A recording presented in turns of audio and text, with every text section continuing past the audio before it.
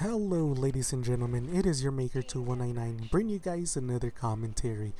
Now, this one I'm going to continue a talk that I started on my previous video. Hopefully, they're going up in order, or at least I'm going to attempt to. I've labeled them in a way for me to try to remember as best as I can, and hopefully, I don't do some sort of shenanigans where I posted something before it should have been posted and you guys have no clue what I'm talking about.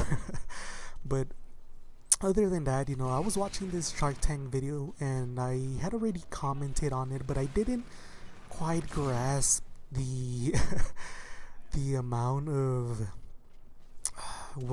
what's the best way to put it? How this person, just took advice and didn't do anything besides take that advice and stay really, really firm on that. And it was a company, I don't remember what it was called, but it was a product where it had a thing to cover like bread or whatever, and things like that already exist. The only thing he had different that I've seen, and I know because I own products that are similar to it, but he claimed that he was the only one to have that, and which is complete BS. But it's a thing to cover like cake or bread, and you seal it and it doesn't let air come in and ruin it or make it hard. Those of you that have had like a birthday cake for over a day or two, you know that it starts getting hard if you just leave it out, or even if you put it on the fridge and cover it with aluminum foil. It's not that effective, it gets hard. So he had an alternative, and I have already seen products like that. Like I mentioned, I've had a few of them and that I use. So I know that him saying that his was the only one was complete BS. But that's not what I'm talking about. What I'm talking about is the deal that he was offered. He came in looking for he was using a bait and switch strategy, and Kevin, one of my favorite sharks, he hit the nail, right. He hit it right on the head with the hammer when he guessed what he was doing. And this guy was just playing games. He was one of the longest pitches. It was boring to watch, and it was really frustrating for me to watch, and it was really dumb. And part of the reason that it was so frustrating is because he did so many stupid things during that pitch that are unbelievable.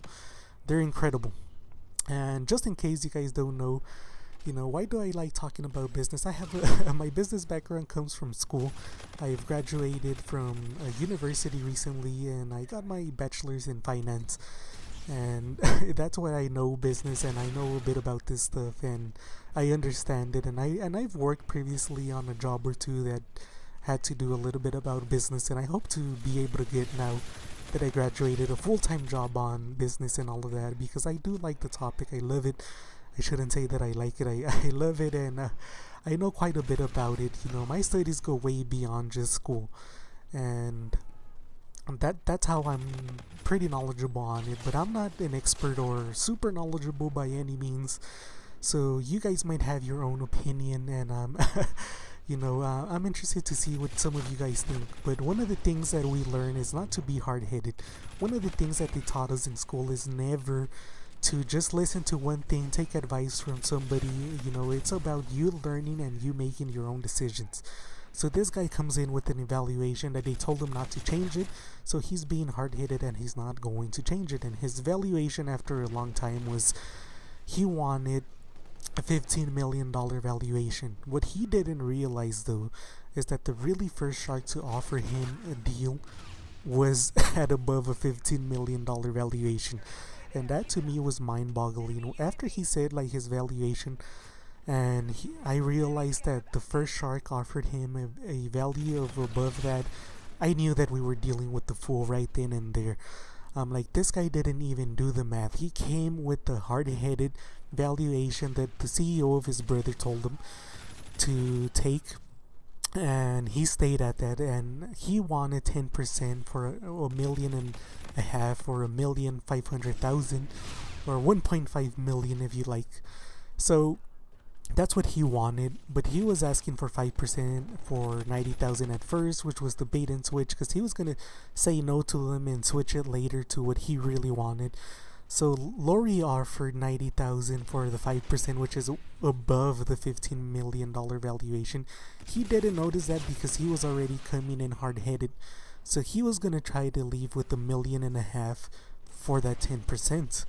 So he didn't do the math, he didn't do anything, and he didn't realize what was offered to him. So he skipped it, thinking that they were offering him less when they were offering him a lot more. And at the end of the day, because he kept on being hard headed, some of the other sharks, two of them were gonna offer him $1 million. We don't really know if it was gonna be for the same five or not because they never mentioned it. But I think it was because they were gonna compete against Lori. So that just puts the value of that business way beyond the 15 million that he was looking for. And there's where he crapped it, because he didn't take the time to learn how to evaluate a business, to know what they're offering and how to deal with it.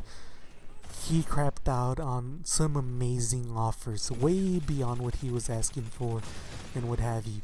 So that just happens when you don't know what you're doing. So that's why that's what I was talking about on the other one, when I made the reference to, if you give a man a fish, he'll live for that day. If you teach him how to fish, he'll live forever. So I just killed Mr. Krabs right there. I don't know what these people do when they're just doing that silly crap. But alright, I guess that's fun to him. I don't know. It's more of a question. But yeah. So to continue with it, at the end he left with 90,000 for 8%, which is even a lower valuation than the 90,000 for the 5% that he wanted. And that's what happens when you're a fool. You're gonna get taken advantage of, and these people are gonna realize that it's not because they want to take advantage of you. It's because it's not easy to work with you. The amount of work that's gonna take for them to help you out, it's gonna be unbelievable.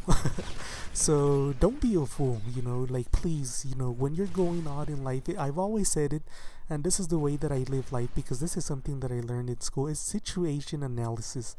Every situation that you're in might be a different one, so you want to analyze every situation and make your decisions based on that. So you do not want to go and try to make a decision based on past experiences if the decision varies, or the situation varies, because you're gonna get a different result, or a result that you weren't really looking forward to, and all of that. So always analyze each situation and then make your decision. Never just jump in, and never just take some advice from a person like that and be so hard-headed that you're unwilling to analyze any situation and what have you. So always, analyze. And it's always the hard-headed people that do worst in school, and that's why. Because they refuse to analyze the situation. They're like, my uncle did it, so my father did this, or whatever. And they're older people, and it just doesn't get through their head that although your uncle must have had an unorthodox situation, maybe he got away with one. You never know. And these people just don't give light to that. They just think, nope, this is the way it is, and this is the way it's always gonna be. And that ain't life. Like, the people that refuse to adapt to the changes of technology and all of that stayed behind. They're obsolete, and they lost their jobs and all of that stuff. So don't be one of those persons. Life teaches you to evolve, learn, and adapt. So that's what you need to do, and always do that for every situation. And that's gonna be this is a valuable lesson, because then I apply also that not only to life but also to gaming. I adapt myself to whatever I see my opponents doing and try to do the best out of it. So hopefully you guys leave a share, a like, subscribe, and I'll see you guys on the next one. Thank you. Bye.